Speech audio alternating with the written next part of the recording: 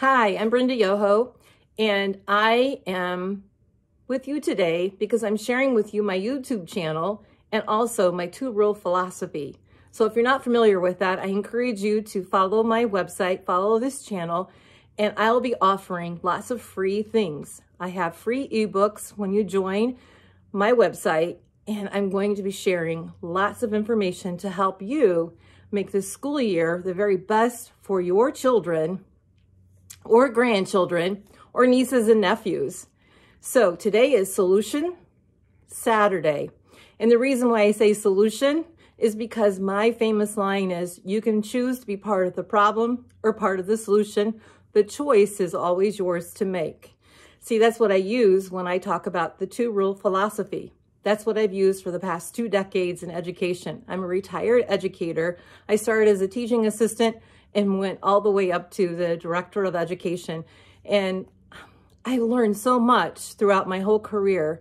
And there's nothing more than I loved than helping students, staff, and parents.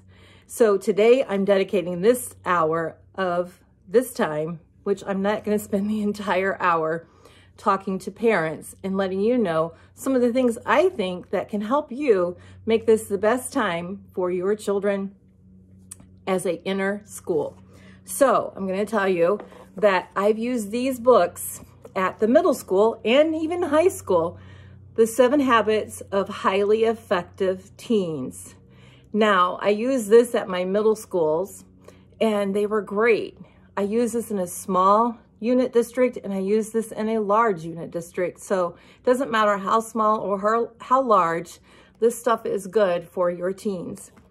The other book I picked up for elementary is The 7 Habits of Happy Kids. Now, both those books are written by Stephen Covey. Now, that name may sound familiar to you. That's because his dad is Stephen Covey, who has written Highly Effective People. So I encourage you to start with that book if you haven't read his father's book, because they are great books and they both deal with 7 habits. I'm not going to talk about the 7 habits. I'll leave that up to you to look at those, but I will talk about how they can apply to my two-rule philosophy and how you can be successful with helping to partner with your school. Because see, I believe home, school, community all work together in helping children be the very best that they can be. See, I don't think education is something we do to children, it's something we do with children. So I think all of those things come together to support each other. Because see, the first teachers, and always the teachers of children, are their parents or grandparents and extended family. Those are the teachers that children first know and learn from. See, the habits and the things and the core values that you establish at home are the ones that truly carry them through life. And it's up to educators to honor what you've already established. That's what I believe. So I want to tell you what my 2 rules are. My 2 rules are, everybody should feel good about being at our school, and everybody should feel safe at being at our school. And if you want to watch more of my videos or learn more about my philosophy, you can find that out at my blog. And you can follow all the resources on my website. I have a new website that's going to be introduced here at the beginning of August, right in time for school to start. And I'll have lots of free ebooks that can help you. See, I don't believe in making a profit from all of this. I believe in making a difference with all of the children and helping you.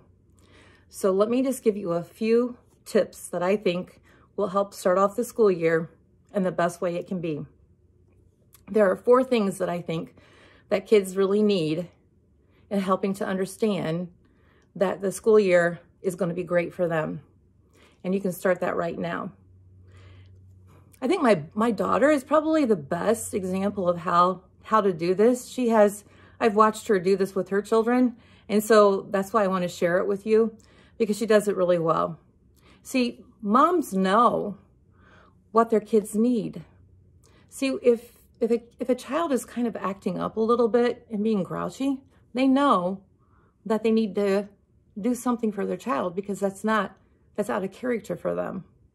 So they're either tired or hungry, and they need a little redirection for their soul and their heart.